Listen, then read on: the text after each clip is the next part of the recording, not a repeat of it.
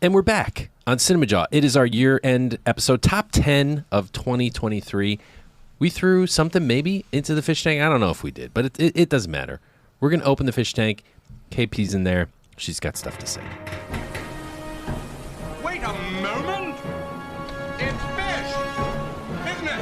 DC! Wake up! Wake up! No, Pat, it's a giant glass bowl. Hey, there's some fish folk. Who's coming with me besides Flipper? Here. That's a Sicilian message. It means Luca Brasi sleeps with the fishes. You're gonna need a bigger boat. Thank you so much for letting me out this week. We did not throw anything in here, which is a welcome relief, right? We already made the analogy that Brian is Santa Claus. Well, we don't mention, right, we deliver Brian cookies and milk in the form of Maker's Mark and beer. Brian brings us a hot dog red KP every year. Every year this happens. Don't blame Brian for that. I am a master of blame deflecting, and this falls squarely on Brian's shoulders. I believe you bought the Maker's Mark this year. Yeah. Because of Brian. That is blame. Of course. But yes, always happy to be out here. And I believe this is also my time to shine for my number one. I want to mention, right, we're talking about a shift in cinema this year. For me, as an animator myself, we are in a shift in terms of the fact that Matt Kay had 3 animated films in a row. The two of you also had 2 animated films. Huge.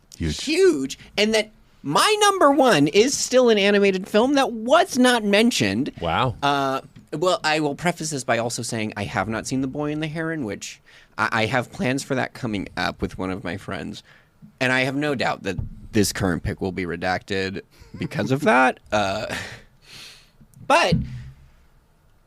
can I guess? Suzume? No. Oh, did you see that though? No, I haven't. You need to see that. This one, this one I think is a sleeper, and we forgot about it because of Netflix.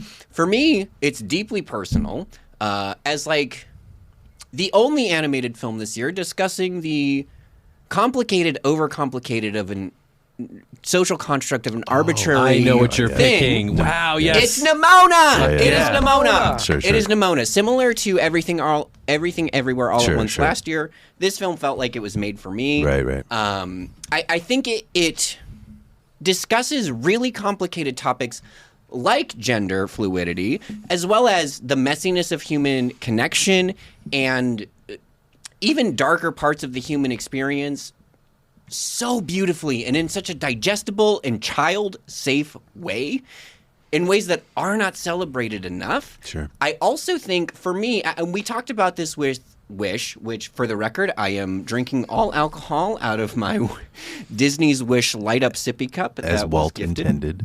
As well intended. Yes, exactly. 100 years of this. Disney is not sponsoring the podcast. This is okay. I think it was one, we loved this movie on the show. And I think similar to Wish, it was a time where, for me as a millennial, feeling like this really cool connection to this particular film where the lessons that my peers and I wish we had known earlier, we are finally in a position to be discussing and creating children's content for. And again, like, selfishly, as me as an animator, genderqueer human being, it brought so much to the table that I think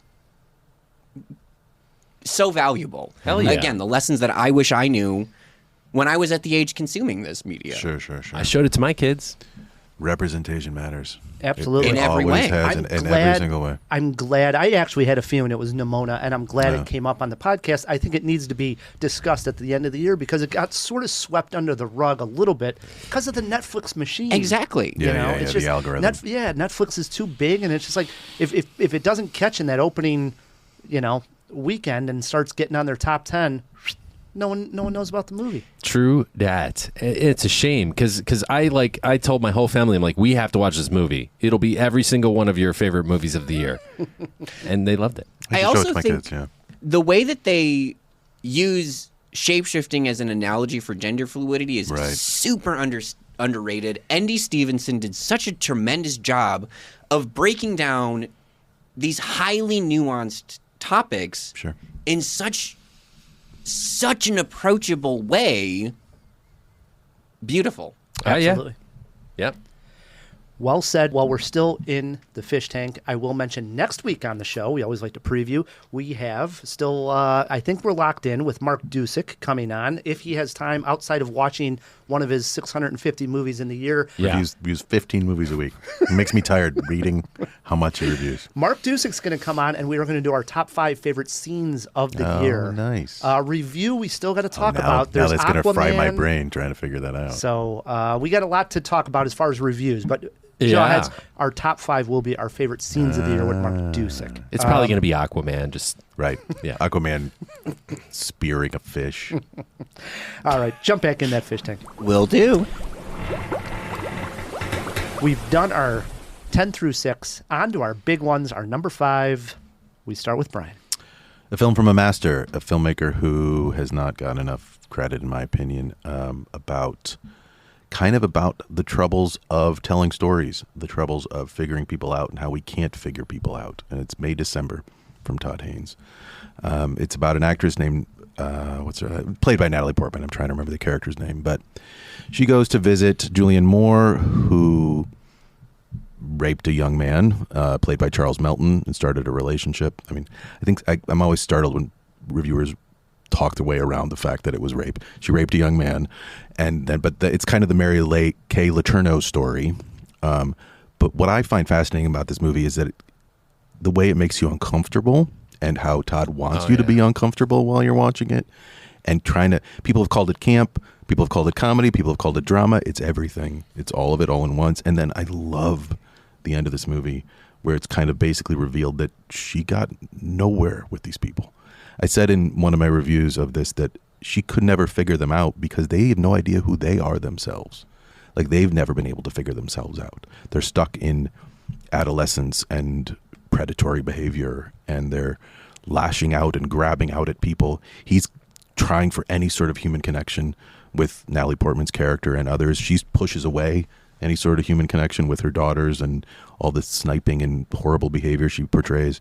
The performances are great. I think it's the best script of the year. Honestly, it's such a good year that this is my 5. It would normally be higher. So can't get behind the whole "this is a good year" talk. well, let me talk about May December really quick. I got stuff to say too. We just reviewed it a couple weeks ago, and I famously said that I didn't know what to rate the movie because I was so confused on the vibe of the film in one of the first times. Intentional. Yeah. And I even told you, Matt, I'm going to go back and I'm going to watch it. I held true. I watched it a second time. Okay. It's right outside my top 10. I love this movie. The screening I saw it in, too, the first time was about like one of those screenings where there's only like 20 people, 20 critics. And I had mentioned there were 1 or 2 people laughing their head off at everything, and I was watching it like it was a drama. It's everything. Right. It was confusing, It's supposed to be. Right. He wants you to But ask why we even tell these stories. Right, but I didn't understand that at Yeah. all. And now I so appreciate that the film is challenging us that Yes. way. It's like, wow, this is so great. It's supposed to be like, wait, is that funny? Oh, Right. no. Am I supposed to be creeped out by Why this? am I Oh, watching this? watching? Why Exactly. do we read these stories in tabloids? And then we start questioning us and looking at I us. love and it. Love it. The music, that over dramatized good. music, is fantastic. Natalie Portman. all maybe the your best. performances are so Maybe good. your best. I think it's better than her Black Swan performance. Oh, that Black Swan performance. It's up there, though. Yeah, it's very good. That scene Better where, than Queen Amidala? I'll tell you this. Better than that. That scene when she goes to the pet shop by herself. Oh, it's amazing. And she sits there and tries Yes. to reenact. Yeah. Oh my God! When I was watching this the second time, I was laughing hysterically. I couldn't believe Where she, like, puts her wrist, that like- bizarre scene. Todd it Haynes was. is an It's so bizarre. insane director of performers. I mean, Julianne Moore in Far From Heaven and Blanchett and Mara and Carol. Like, he just knows how to draw performances out of largely women. He's just incredible at it. Okay. You said that you don't think she got anywhere with these people. Look at her performance in the fake movie at the end. It's horrible. No, I think she's just a horrible actor. She's a TV actor. She got somewhere with the guy, at least. She wasn't, as an investigative journalist or Wait, whatever. are we She going to was, spoil the movie? Can we spoil the movie? No, I wouldn't. we're not spoiling anything. Don't flat out spoil. I don't think. She's as much of a predator as Julianne Moore's character. Oh, no. Oh, absolutely. She uses him and his body and his personality. I mean, not in the sense because he was a child, but in terms of predatory behavior, she does to him. And she does that on purpose to try and get in the head of Julianne Moore's character, who she's supposed to play. She uses him. That's true, Yes. but they're both consenting Fine, adults. exactly. So she's not as much of a predator. But the point is, her behavior is predatory and abusive, emotionally abusive, to a man who's in arrested development, who's a child, essentially. Right. Yeah, Yeah. it's good stuff. It is. I was a little skeptical on this movie. I've come around slightly, especially hearing you guys.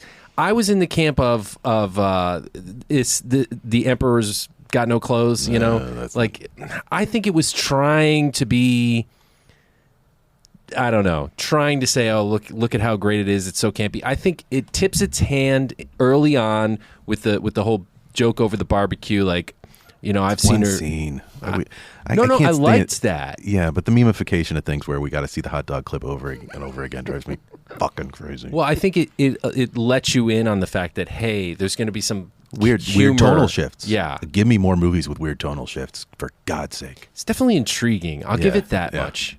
I love Didn't weird make tonal my shifts. top 10. The other thing is, I didn't know this. What's his name? Melton? Charles Melton? Oh, yeah, he's great. I didn't even know who this guy was. I guess he was on that Riverdale show. I don't watch that. So to me, he's a complete unknown. I'm like, who is this guy? He's now everybody's phenomenal. going bonkers over Well, him. to go toe to toe with those two, I mean, Oh, I agree. I mean, fantastic. So May, December, good pick at number 5. What do you got, Matt? all right. I have a number 5 that will probably be the most controversial pick of the evening. I thought that was going to be the killer, but I guess not. No, certainly, I think Brian will push back on me for this one. Ryan might be accepting.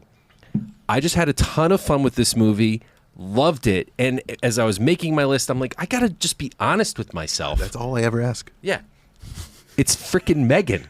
Oh, sure. I loved Megan. Listen, I listen to me. love this choice. When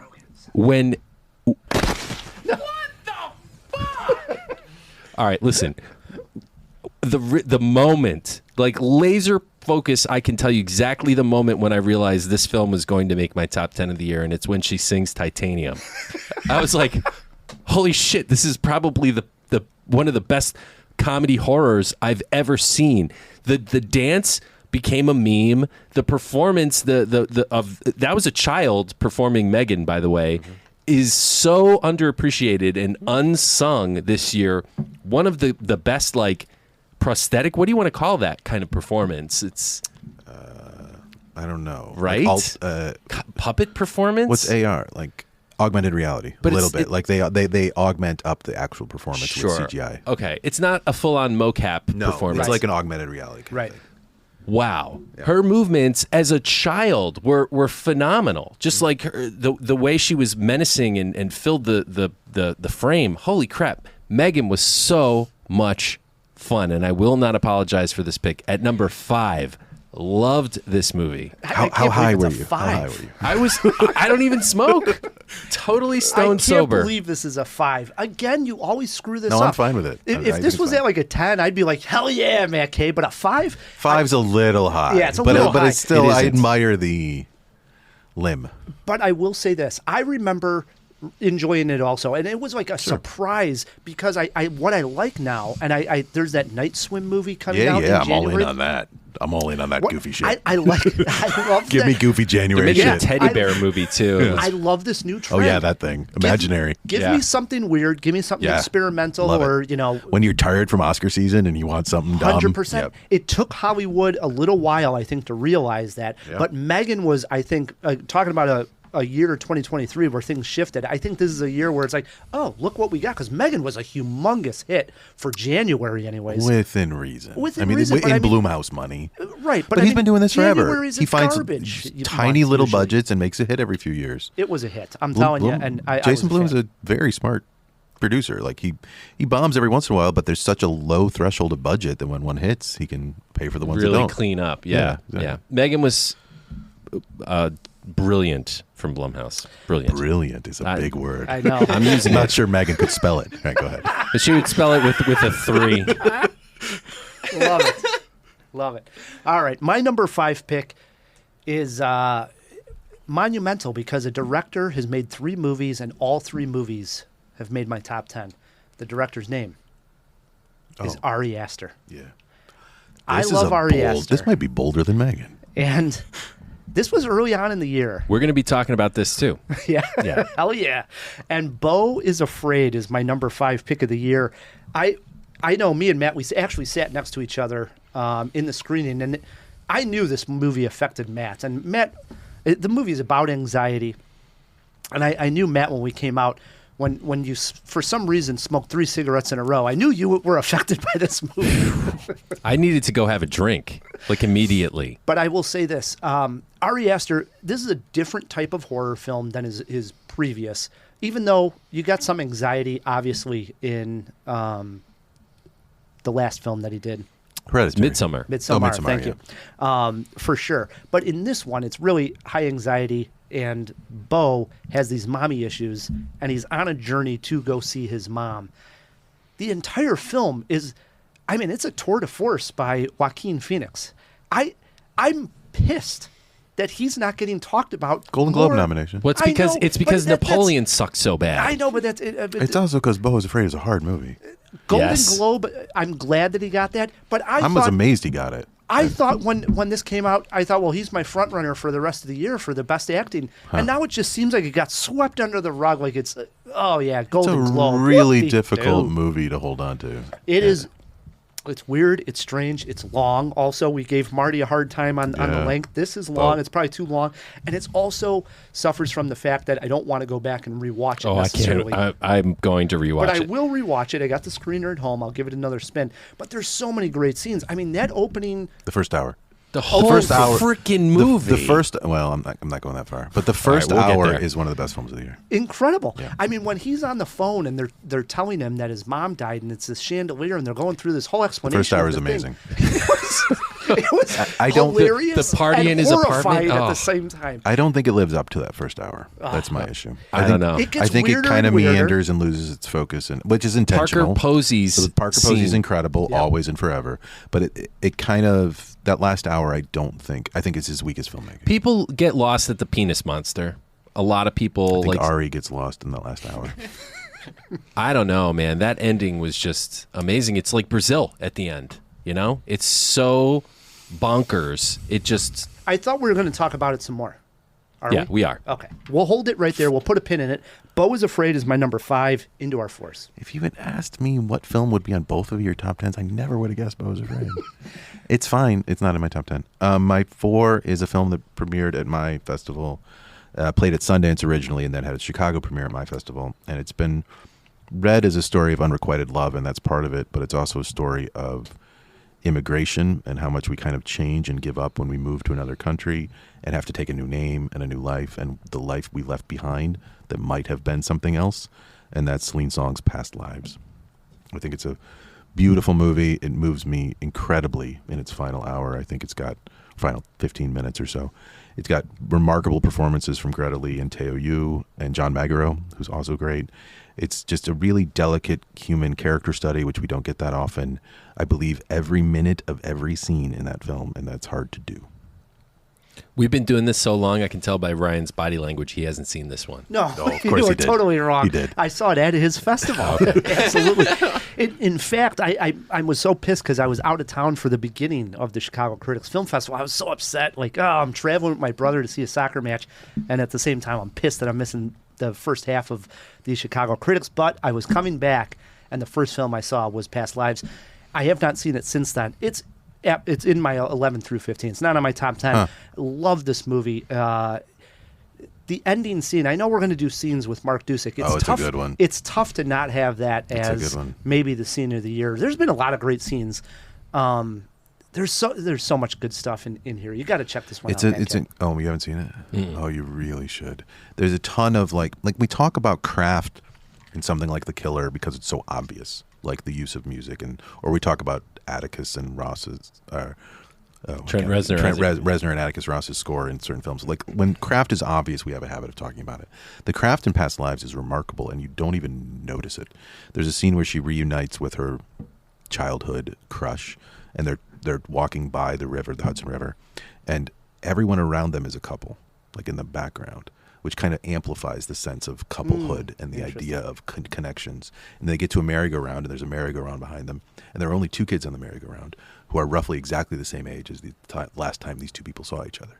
a subtle detail in the background, a subtle craft detail. These are the films that last, the ones that have these kind of subtle choices that you don't even notice, but they impact the way you're watching and appreciating the film. Absolutely. Subliminally. I love that shot, and it's in the trailer too, where when they're in the younger kids version, the different stairs, and they go down the different stairs pathway. Even that, I think the trailer ends on that shot. I remember watching that, like, oh my god, it's just perfect. The location of that is great. Everything. And I'm not an immigrant, but I have friends who have spoken to the fact that it understands that idea that the alternate reality we leave when we go to another country, and she literally changes her name. And he refers to her by her old name. It's like, well, if she hadn't left, she becomes a different person in a sense, but not intrinsically. She's the same person, but the idea that the path curves off there, and what if it didn't? What if we left something behind, a past life, in a sense? Past lives. Good one, Matt.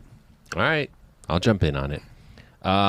Swings it to my number 4, and I'm going with The Holdovers at number 4. Very good movie. We're getting into the heavy hitters, absolutely.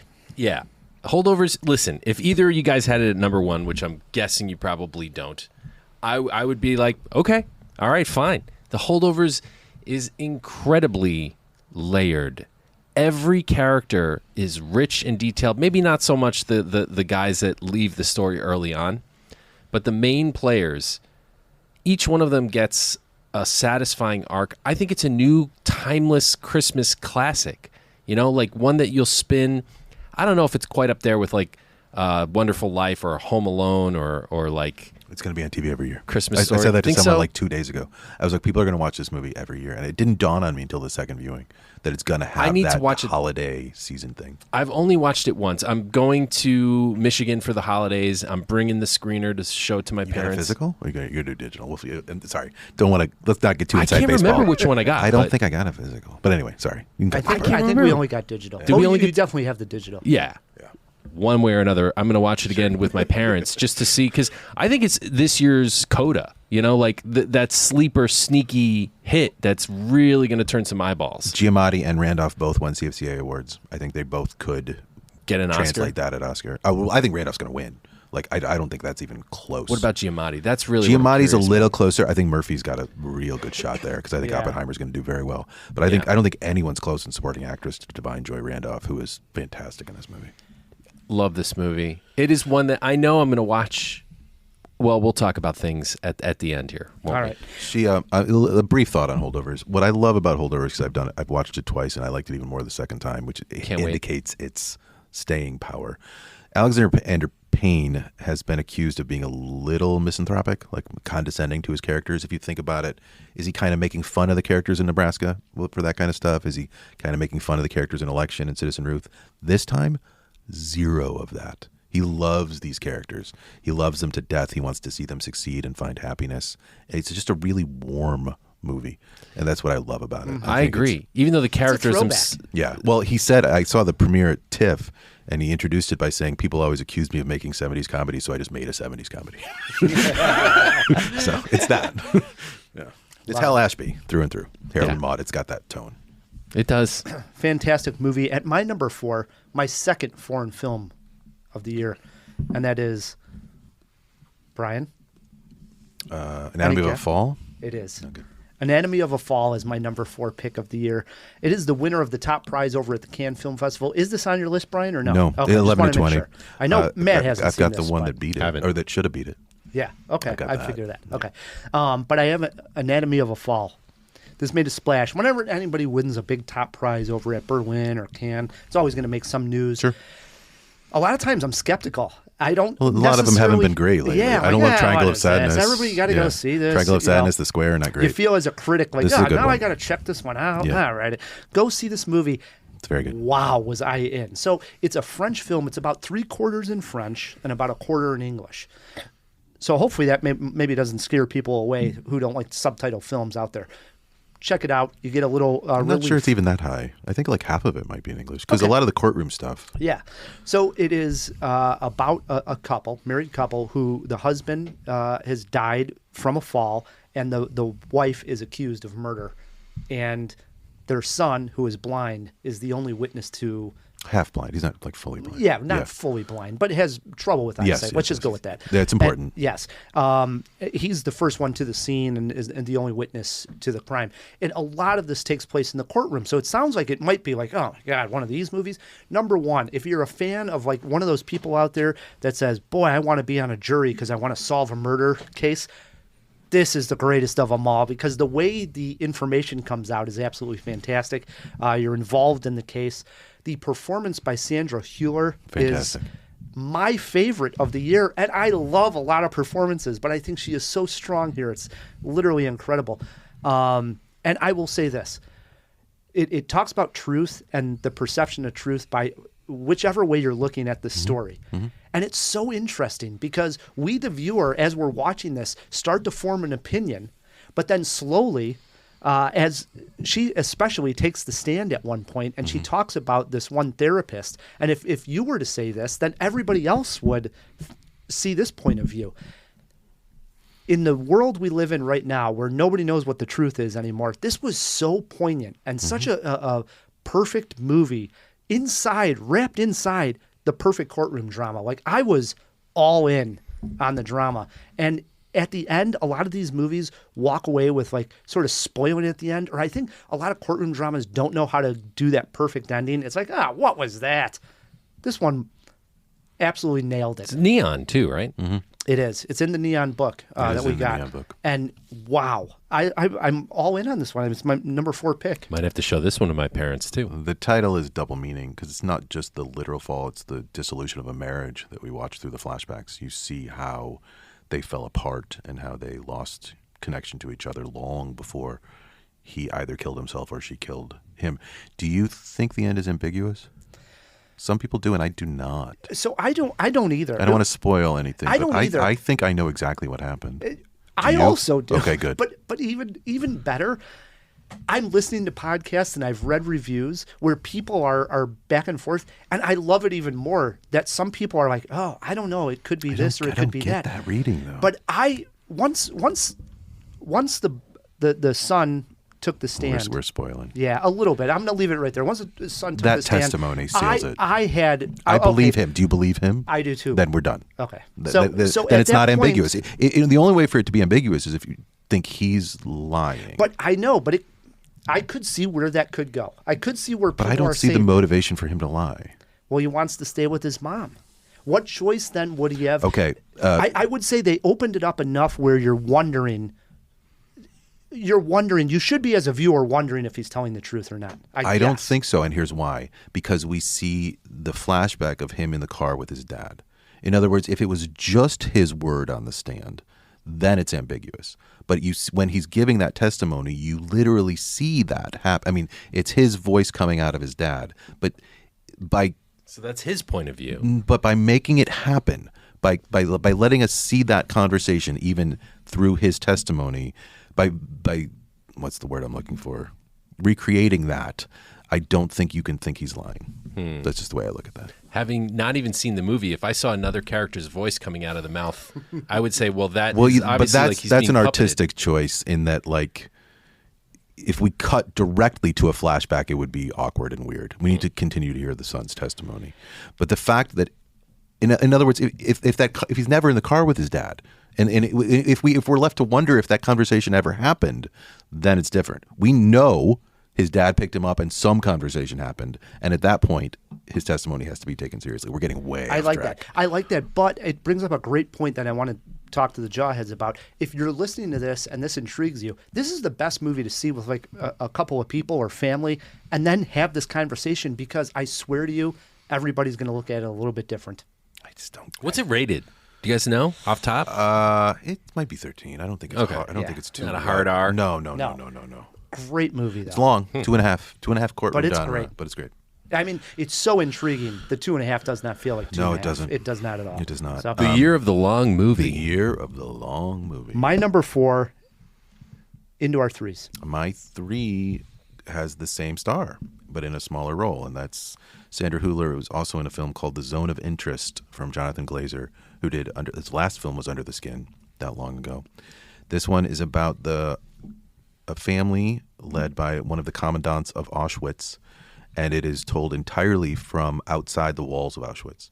So you see them go through their normal, mundane, banal lives while you hear trains and screams and gunshots.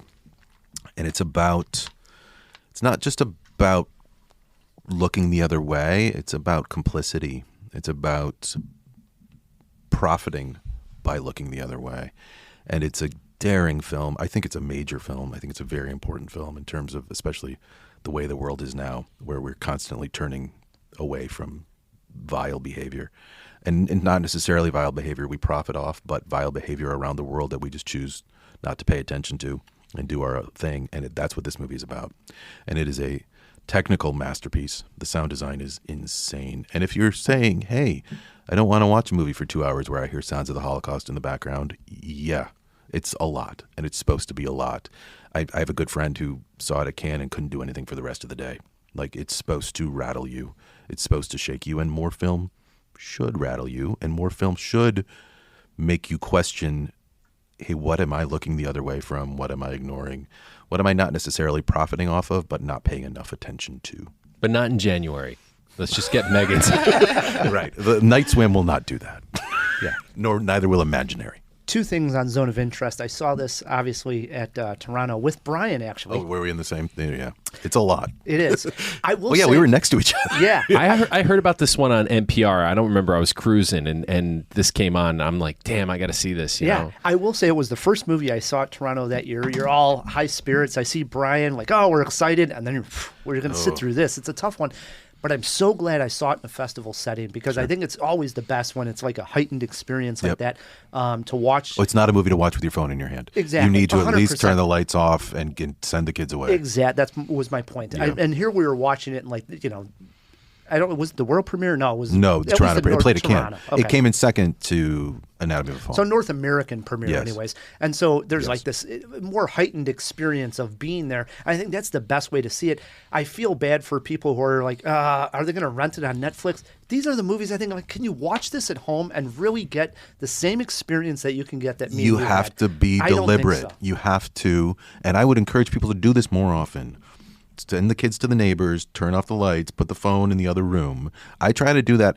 I still take screening things at home very, very seriously, especially if it's something Same. like this. Same. Like I really try to keep my phone away from me as far as possible. I try to tell my kids not to interrupt me. Like you need to give yourself over to art, and Right. you need to like be immersed in. Especially this movie requires immersion. 100%. That's why I I'm can't so worried that imagine people are- watching this movie while I'm playing Candy Crush on my phone. Exactly. Although, here's the funny thing: in front, I don't know if you noticed, in front of us, someone was like texting, and I thought to myself, At a film fest? well, you see phones all the time at film fests, and I thought to myself how ironic it was that a movie about the banality of evil and looking the other way, someone was looking at their phone while they were watching it. Well said. Well said. Great movie for sure. Check it out and do it with Commit time on to your it. hands. Yeah, Exactly. commit to it. So, did we get a screener of this one? Do you know? It's Yes, in, we it's got in the screener. The physical? We got the physical. Physical came very late. Yeah, It but might we be got the last one you physical. got. Yeah. We got it though. I mean, I'm very interested in World War II and that kind of stuff. I don't know why. And it's horrifying but fascinating, and I think there's still so many lessons to be learned from that dark period. All right, at number 3, speaking of World War II, Oh, all my movies are World War II from here on out. Pretty much. No, all my movies are atrocities. okay, well this counts. This is the creation of the bomb, Oppenheimer, at number 3. And here's where I wanted to go first. You guys were talking about Shailene Woodley as the other woman earlier. How about Florence Pugh? You know, that is a performance I don't think we're discussing enough, especially given the amazing performances in Oppenheimer. Yeah. And yeah, when we come out of the theater, we're like, yeah, Florence Pugh. I mean, she does a bold sex scene in this movie. But that aside, I mean, take that sex scene out of the movie and just her pure performance, the emotionality of her character, the passion she clearly has for Oppenheimer. And I get that they're playing it up. They're taking a little artistic license with the history to make it more compelling. She's kind of a symbol. I mean, she's kind of well, we all know this by now that the whole script was written in first person, so she's gonna be a bit of a cipher. She's gonna be she's the one he couldn't quite figure out and that haunted him. So it's okay that she the plays one that got away. And to tragic ends. Like she's the one She's the one problem he couldn't solve, for lack of a more that's cliche interesting. problem. Yeah. I didn't think of it that way. That's an interesting. You take. need to look at every character in that film as even Downey and stuff. The scenes he's not in. That's the way he imagined those conversations would go down. It's interesting you said earlier that Downey was probably going to get a nod. He's great.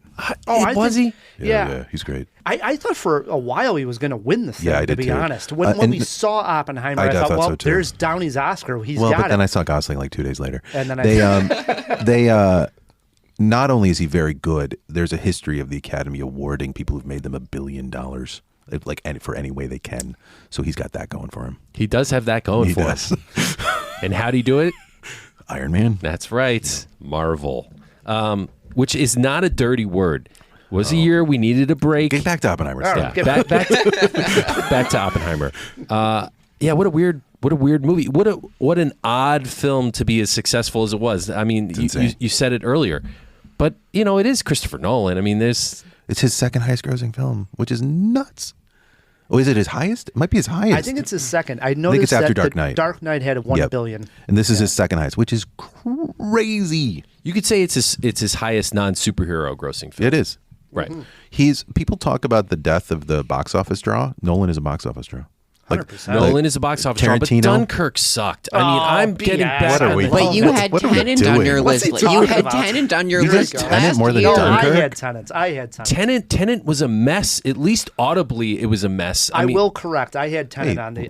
we got to to cut all of this. No. Like, what are we doing? All right, cut it out. No, I'm going out. No, listen. no, but no, positivity. Get back to Oppenheimer. It bears mentioning that in the general layman does not go and see Dunkirk and come away saying It made a ton of money and was a multiple Oscar nominee, and most people like it. And this is the Oscars first, are not the layman. Clearly, they're not awarding. Sure, won it a still lot- made still a made a lot of fortune. money.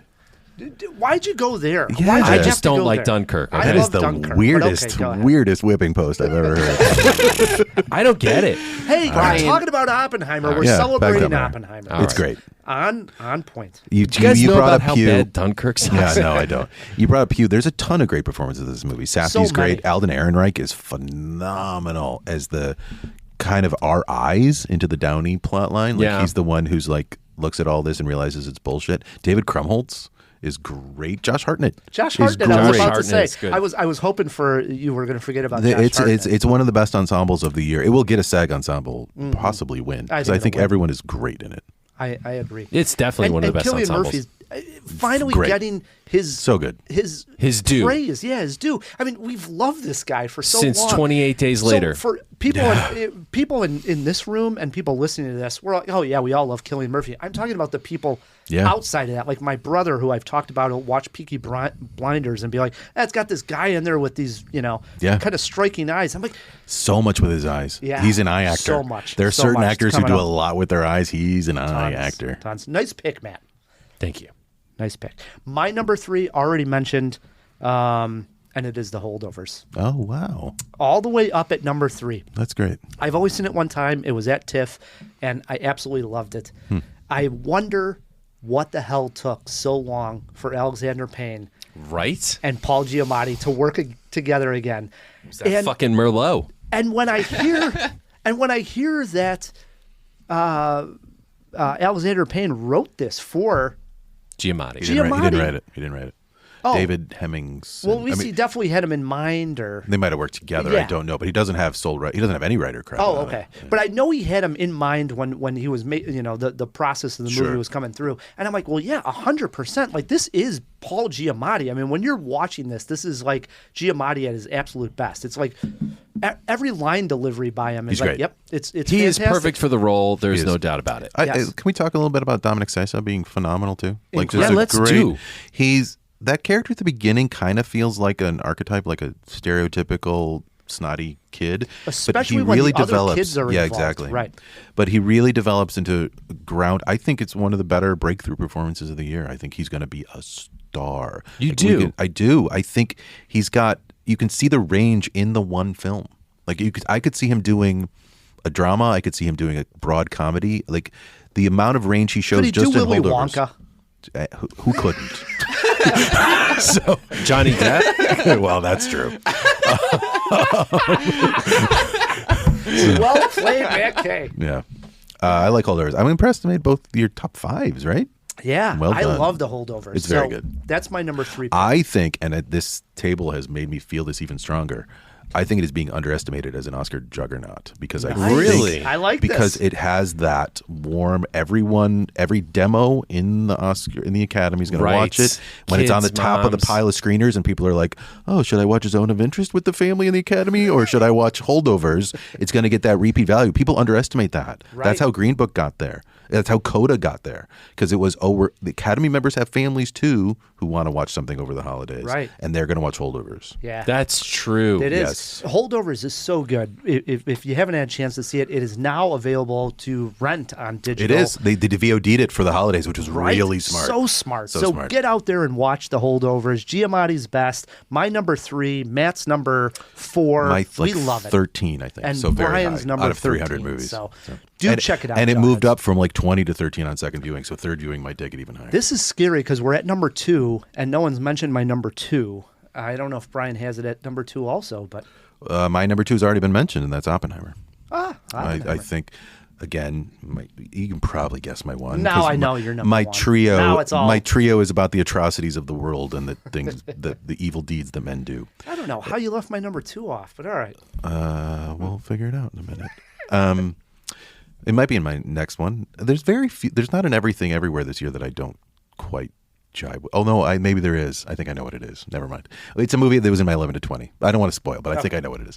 Oppenheimer's great. We talked about how great it is. I think it's technically. We haven't really talked. We talked about the acting just now, but the technical expertise of it, the editing and the cinematography and the way it's put together, like no one else could. And we talked about how there are no box office draws anymore, and Nolan's like one of the last ones because he's so good at what he does, and he got there largely. I mean, the Batman thing helped, but he got there largely through quality. Like he used all the way through quality. he used the Batman thing to go make weird ass movies like Inception and Interstellar. And this movie, none of these movies are normal. Like you talked about the Pew character and the weird sex scenes and stuff like that. These are odd movies, and the fact they're not like mainstream down the middle fastballs. They're complicated. They're movies about the most important event of the 20th century, really, and how he turns that into a, like I said, the script was written in first person perspective, which I think puts an end to the argument that you should see what happened in Japan. The idea being that he never got to see that. So it's Right. all about his insular perspective from the beginning to the end. I think that's an incredible, ambitious idea for a movie.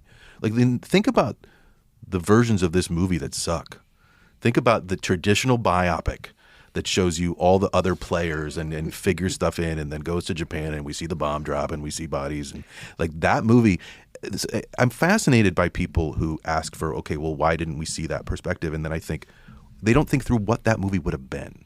Like that movie would have just been a traditional biopic. Nolan didn't make a traditional biopic, No. and then he made $1 billion, and I think is going to win Best Picture, and that's insane.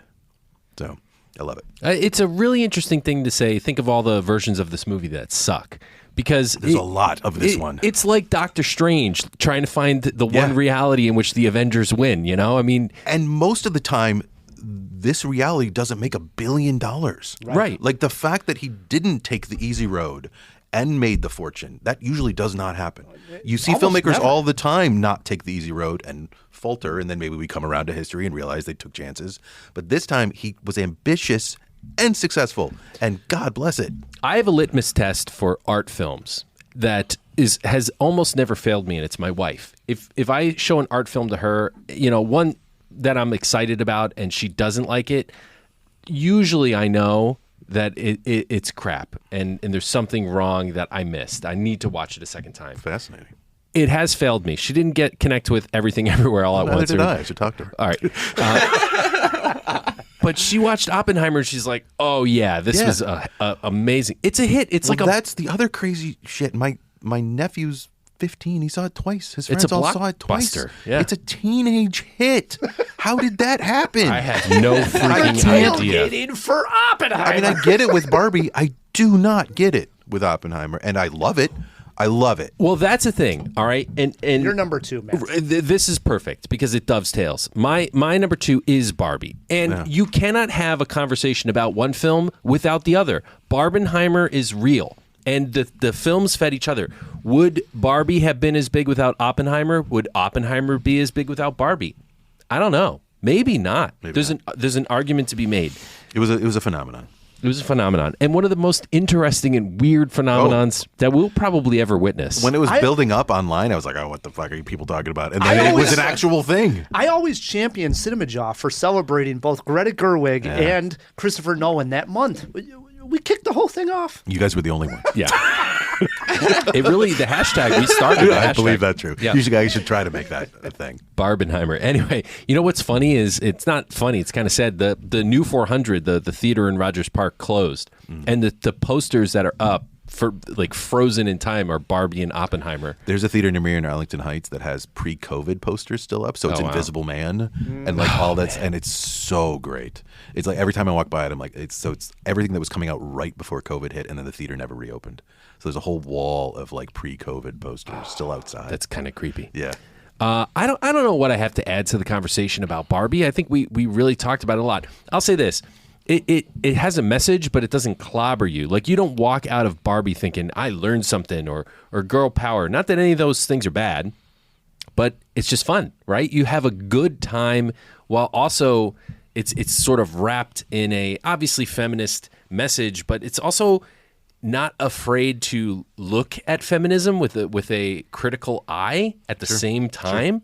There's a lot to be said about 100%. I think anyone who thinks it's anti-man is literally not paying attention and is talking about themselves, because she wants Ken to have his own identity and his own personality. She wants him to not follow the traditional rules of masculinity the same way she had to follow the same rules of femininity. So, like, the idea that it's anti-man, you either didn't see the movie or you're an idiot. Yeah. Well said. Yeah. And even if Ken does follow the traditional rules, he can do it in his own stinking way. At the end, she liberates him. Like to be whatever he wants to be. It's about freedom in every way, and women have needed to fight for freedom more than men. And it's confusing because it comes on the heels, literally the high heels of a toy that a lot of women and feminist groups have pointed fingers at and said, "Hey, this is a misrepresentation and it's an objectification." But it leans into that. It understands It that. does. That's what was brilliant about it. I agree. I just wanted more musical numbers because I'm just Ken Rules. You're Ken enough. Such an amazing movie. You are more than Ken enough, Brian. Don't let Brian fool you. More musical numbers, always. My number 2 pick has not been mentioned, so that's good. And that is Yorgos Lanthimos' Poor Things. Yeah. I'm stunned this isn't on Brian's list, to be 11 honest. to 20, so I don't dislike it. I love Yorgos Lanthimos. It's very We've good. talked about it all the time on the show. Dogtooth. Yes, and I did review this just last week, so I'm not going to hang on into it too long, and we're going long here anyways. But it is literally the most fun that I've had in the movie theater for the entire run of a movie. I loved Barbie. I love other movies. The Killer was mine. The Killer. Poor Things is a lot of fun, though. But The Poor Things is an It's so absolute fun. blast. Yeah. All right, here's what we got. We got Emma Stone. Absolutely incredible. Mark Ruffalo, career best. Agree, everybody? No, actually, I loved Ruffalo. I still in haven't this. seen it. I think Defoe's the great supporting performance in this one. I love Defoe An in this as empathetic, well. heartfelt kind of center of the film. Ruffalo's best as You Can Count on Me, going way back. Oh yeah, I remember this with Laura Linney. Yeah. Yeah, but I loved Ruffalo in this. I He's think great. it's his He's career always best. great. But Lanthimos, I mean, the way he is at his dark comedies, I mean, this guy just excels in this. And we have this what I call Frankenstein, a feminist Frankenstein story set in the Victorian era. Sort of. Sort of. A cartoon, Fairy tale-esque, steampunky right? fairy tale. Yeah. Steampunk involved. So the art direction is literally incredible. Your eyes are like looking around the screen at everything that the guy's created, and yet the idea that Emma Stone is playing a character who is learning everything slowly, and then grows into this wonderful character is literally fantastic. And it supplies so many laughs, but it also gets you to think all of the things that the world normally would have more or less suppressed on her that isn't available because she is just learning on this like whimsical, journey that she is on, being taken around the world by Mark Ruffalo and then coming back. The whole thing's fantastic. I love Lanthimos for his absurd storytelling. It's like Wes Anderson meets Tim Burton. Not bad. And I love going to the movies and being challenged or seeing something where I'm like, what is going on here? And that is Poor Things, and it's so good. I want everybody to see this one. It's very good. I think Emma Stone's phenomenal. You just talked about Ruffalo, but I think Stone gives a fearless, unbelievable great performance. She's always good. It's Emma Stone month. Yeah, it is Emma Stone honestly, we were disagreeing with Matt again. It's an incredibly strong year when this movie doesn't make my top 10. I think it's very good. Here we are, ladies and gentlemen. Cinema Jaws number 1 picks. We start with Brian, your number 1 pick of 2023. Killers of the Flower Moon. Martin Wow. Scorsese coming through again, the best filmmaker of the current era. I think all of his recent films are great. I mean, how much has been said about Killers of the Flower Moon? I can't really add too much to it other than to say my number 1 is usually the film that I think provoked the most interesting conversations, and that's been Killers of the Flower Moon this year, in terms of who tells what story, POVs in general, length of films even being a part of the conversation. I think the most interesting discussions and the most interesting think pieces this year have been around this film. That's one thing. I will also say it is a technically insane film. Just the way it's cut together by Thelma Schoonmaker, who's a genius, Robbie Robertson's score. The technical elements of it, I think, are taken for granted. The performances are uniformly fantastic. Yeah. All the way down to Jason Isbell and other supporting roles that have not gotten enough attention. I think it's De Niro's best performance in years. I think he gives an incredible performance as the kind of guy who will smile as he stabs you. I think what we talked about, the banality of evil and zone of interest, I think that's a theme here too. What I find so fascinating about Killers of the Flower Moon is the mundanity of the crimes that are committed in it. Like, they don't hide anything. Like, they talk about stealing from Native Americans and then they just go do it. And they talk about killing people and they just go do it. They don't think twice. It's all about how simple it all was and how devastatingly simple it all was. And then there's the end, which I think is one of Scorsese's masterstrokes. I think. Oh, we were mixed on this. We reviewed it on the Jaw. We had a good conversation on it.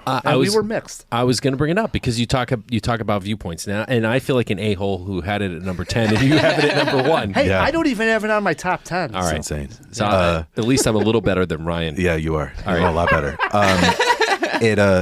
The epilogue when he sent. So we're spoiling everything here. I guess at this point. At this point, we're spoiling Killers of the Flower Moon. When he forewarned. centers the conversation about who tells what stories, and I've said this on a number of podcasts. Sorry, guys. No, please. But drop it on us. one of the last lines is about how in Molly's obituaries it never mentioned the murders.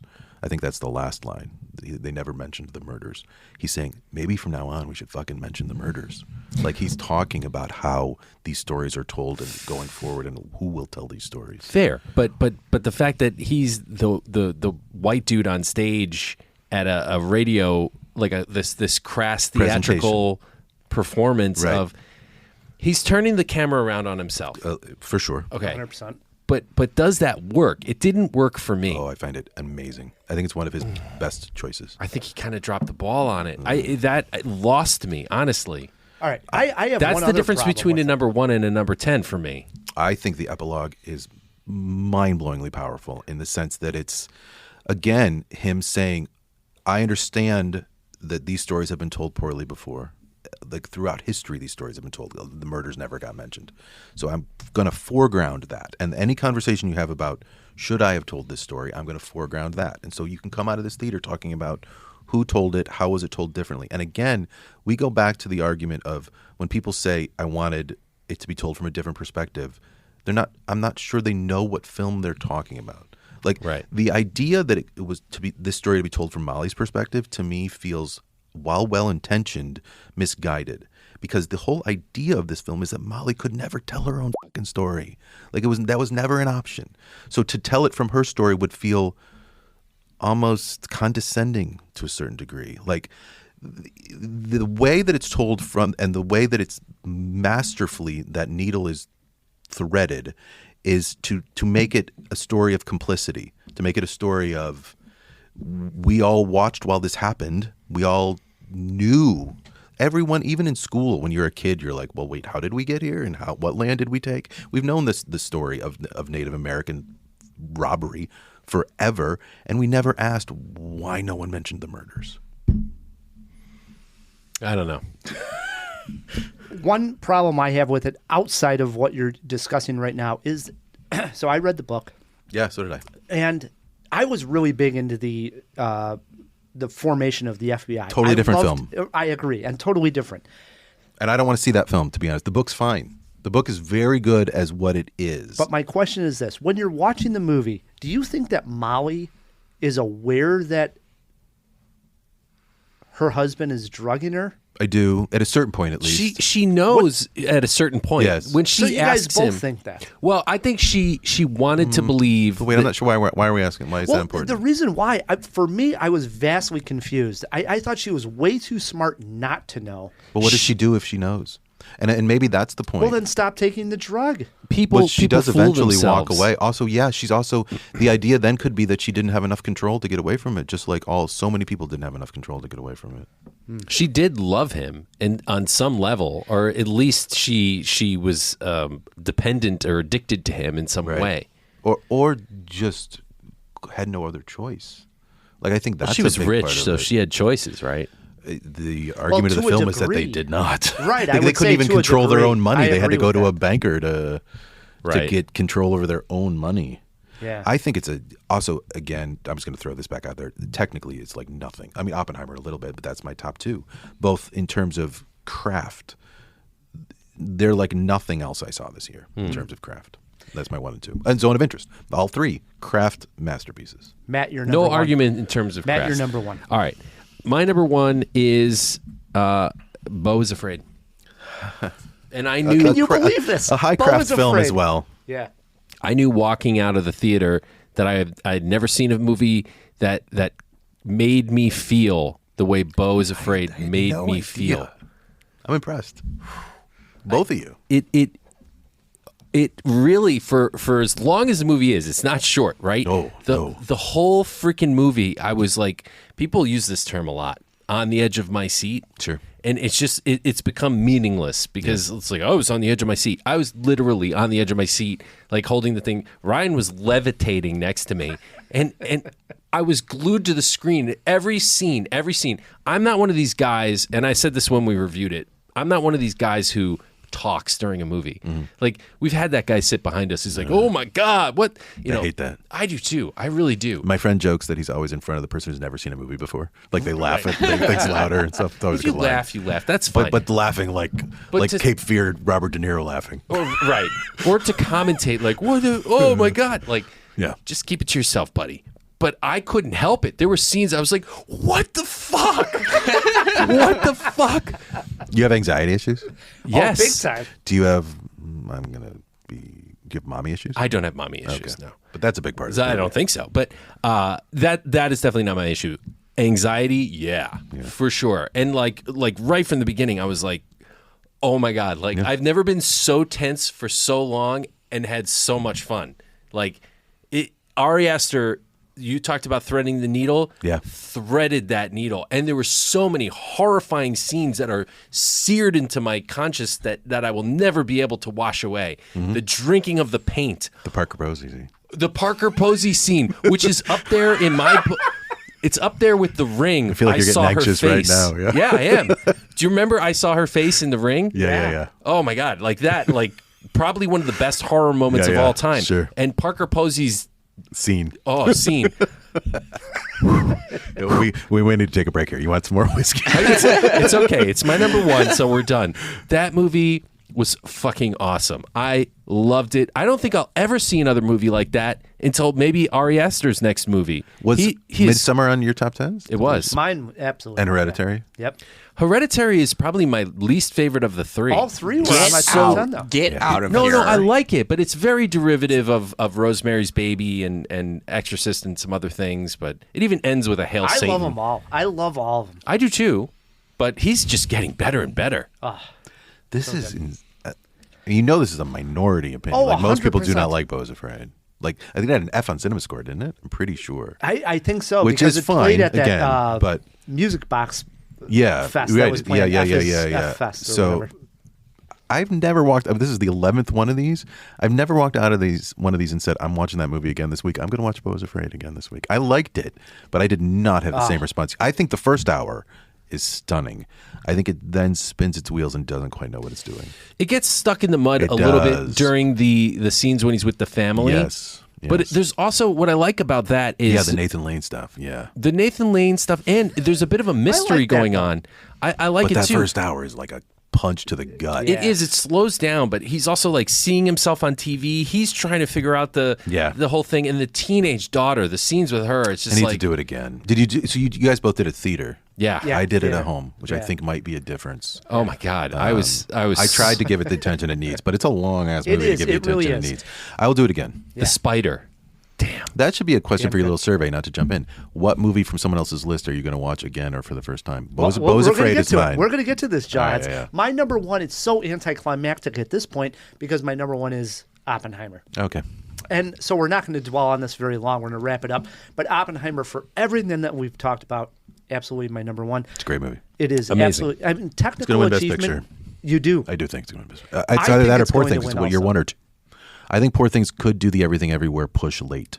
I'd say I don't you're think one so. or two. I think it's Oppenheimer. It's to be probably honest, I Oppenheimer. think it's Oppenheimer. But myself. Here's my argument against that. We've never known this early. Like at this point last year, it was Fabelmans. In other words, there's always something that jumps late. And if something's going to jump late, it's Poor Things. True. There you go. And they're both well made. But to your point, which you made earlier, how good is Oppenheimer made is literally incredible. It's incredible. And I think most of the people in the Academy are going to be like, yeah, this is a one-in-a-lifetimer. I actually think this is going to be one of the greatest movies of all time. We're going to look at it on that kind of pedestal. I really do feel that way. Yeah. I've only watched it once, and I came home. I was waiting for stencils. Me and Matt, Bullet Journal, I was waiting for stencils. I was excited that this stencil thing came. And I came down in my hallway, and I was like, oh, my God, the stencils came. And I went down, and it looked like the package of the stencils. And I opened it up. And it was Oppenheimer. And it was Oppenheimer Bonus. in 4K. Yeah, this is the we first got time a you saw 4K. it at home for the first time? You didn't see it in theaters? No, I'm saying I saw it in the this theaters. is the second I'm saying time. I haven't even seen it a second time. I'm just saying my excitement of owning it in 4K, that the studio sent me the 4K. I was like screaming. I'm like, oh my God, I'm going to have a blast with this movie again because I enjoyed it that much. You were talking about it's cliche to say you're on the edge of the seat. But I joked in the review that literally my body hurt from being so tense from that first 2 hours of the movie. I mean, it was tense. It's another one. That goes down to the score, which is absolutely incredible. That's great. I mean, when we get to the Sound Trinity design. test. The sound design's The insane. sound design is incredible. The Trinity test. No, the acting Trinity test scene incredible. is ludicrous. It's like, oh my God, this is filmmaking literally at its best. This is a guy who's working at the top of his craft, and we get to witness this. It's like watching Michael Jordan at the top of his game, score 63 or whatever. This is Nolan just said, hey, this is my thing. Love it. Give him the game ball. Love it. So my number one is Oppenheimer. There you have it. What was on all three? Oppenheimer. I thought Flower Moon was going to be, but no. Oppenheimer, Just Spider-Verse, Heron. Really quick. I know you didn't write down 11 do have through some. 15. 11 through 15. Not 11 through 15, but I got a couple. We're not commenting on these. 11 No. through 15. My 11 through 15. The Killer. Oh, we missed one. The Iron Claw. Oh, I haven't seen it yet. I really want to. About the Von Sean Erich Durkin's, family. Sean Durkin's fantastic. Past Lives, number 13. Are You There, God? It's Me, Margaret. And number 15, May, December. Matt? Okay, two honorables for me. Leo, think it bears mentioning. And for a foreign film, The Cow Who Sang a Song into the Future. Well done, Matt Kay. You see, I give him the screener, and this guy, he puts it on a It's list. all thanks to you, Ryan. And now he looks like a real smart guy over there. No, it was So worldly, Matt Kay. great movie. Great 11 movie. to That was a good 15. one. Go ahead, Brian. Asteroid City, which I love. I think Wes Anderson's best movie since Moonrise Kingdom, and that was my alternate for 10. The Holdovers. Passages, great Ira Sachs movie. Just watched it. John Wick Chapter 4, the best action movie of the year. Are you kidding A phenomenal piece of action choreography. Holy crap. One of the best edited films of the year. Just perfectly put together movie, and a great doc called Beyond Utopia about trying to leave North Korea. Just reviewed it on the Movie Roundup podcast, our companion podcast for our Patreons. So if you're out there and you want to listen to my review on Beyond Utopia, go to patreon.com/CinemaJaw. Plug the other movies you reviewed. You did 3. Yeah, I also did Leave the World Behind Right. with Julia And Roberts. big on Number that. 1 on Mixed, Netflix. Super mix. It's really good. Oh, okay, cool. Yeah, I'll liked it a get lot. around to it. Liked it a lot. And I also reviewed The Royal Hotel, which I was fine. a big fan of as Oh, well. you liked it? Yeah. So that was on the I'm not sure Movie she knows how Roundup to land podcast. that one, but I like it for a while. I think the end's a little like, oh, we're done, but I liked it. The point, I think, was to get that anxiety going. Yes, You know? she does a good job with that. Totally. All right. So normally we pay trivia to end the jaw. Instead, we're going to do 5 questions on. Have your lists pulled up, gentlemen. Okay. Because I do. the questions will be on the lists themselves. Question number 1. We are going to throw this to Brian.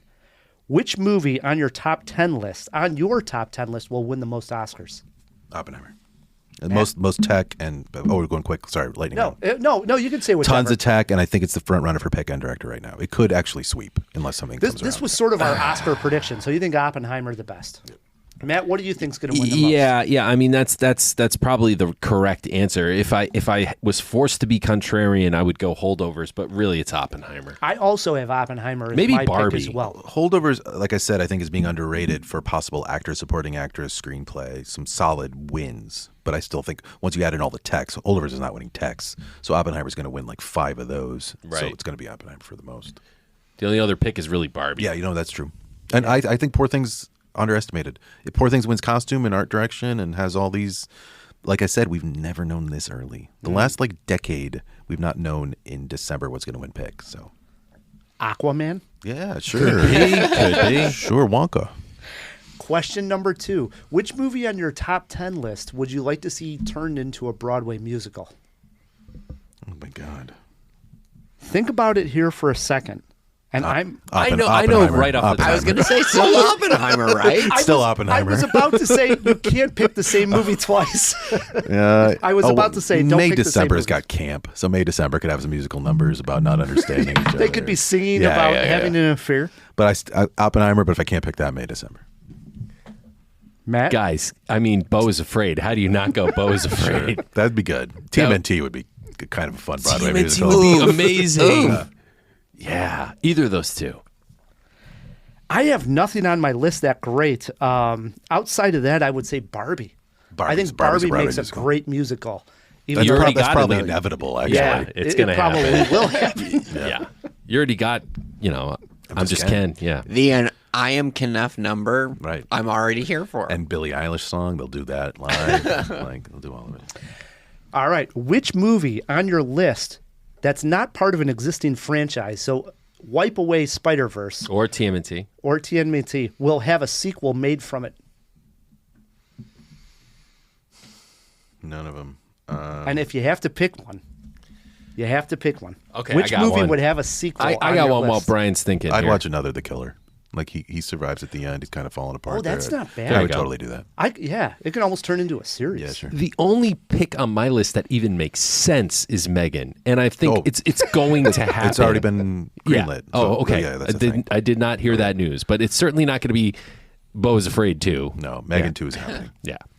It's a cheap pick, but I'll go with Godzilla -1. Sure, yeah. Yeah, they're Easy going to do pick for me. -2. Yeah, -2. You know it's going to happen. Plus one. What's great is now we're seeing the Toho films in a new light.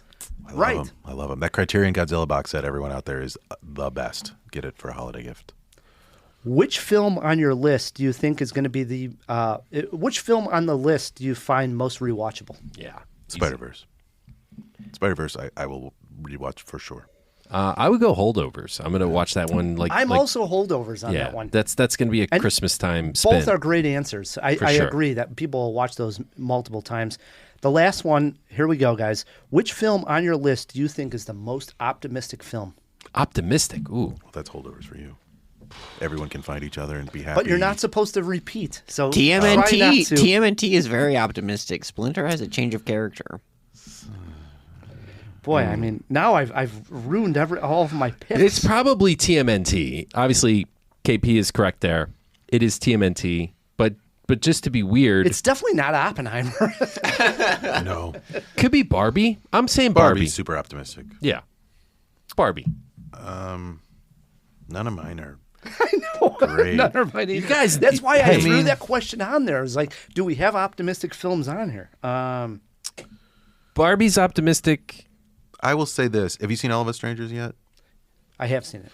I think in the end he reaches a place of like comfort with what he's lost and what other people have lost and what he might have lost had he not come to terms with things. So I think it, as sad as All of Us Strangers is, I do think it ends on a note of recovery to a certain extent, acceptance, note of acceptance. So I'll go with that. I have a question for you guys regarding our list. When Go. Mattel greenlit Barbie being made into a film, even with the names Noah Baumbach and Greta Gerwig attached, do you think they would be delivered what we saw in theaters? No. No, I'm done with familiar IPs. I hate familiar IPs. They drive me insane, and Barbie works. Like it breaks the mold of familiar IPs. I will say we're giving a lot of credit to Greta Gerwig and Baumbach. We got to give credit to Mattel to say hands off and just go ahead and make the movie that you guys want to make, because that normally does not happen. They even But it happened on poke this some fun. 100%. Oh yeah. Although I did not like, if anything doesn't work, and we're going long here, but Yeah. if anything doesn't work, it's the Will Ferrell president business stuff. Anyway, Yeah. that's it. Yeah. It brings us to the end of a great job. First and foremost, we got to thank our editor, our producer, KP. Wouldn't be anywhere else. Wouldn't be Hot Dog Red with any other humans. Cheers, No, Phil. you would. Cheers, KP. It's not. Cheers. We're in a KP. hot box Cheers. studio. It's It is a little warm in insane. here. Is it? Yeah, I love it. Don't Well, down. you're not sweaty. I'm trying. Brian says this at the very end of the podcast. Brian- It gets warm feel in like- this room. It's a small room. Yeah. The ventilation It's is. non-existent. It's okay. Brian, do not downplay my Asian flush right now. We also got to thank our guest, as always. Brian, thanks for coming on. Anytime. Or Matt. once a year at least. Yeah, once a year. Hey, you're welcome to come more than once a year. I'll come back. As long as the Maker's Mark is here. We also want to thank our Patreons.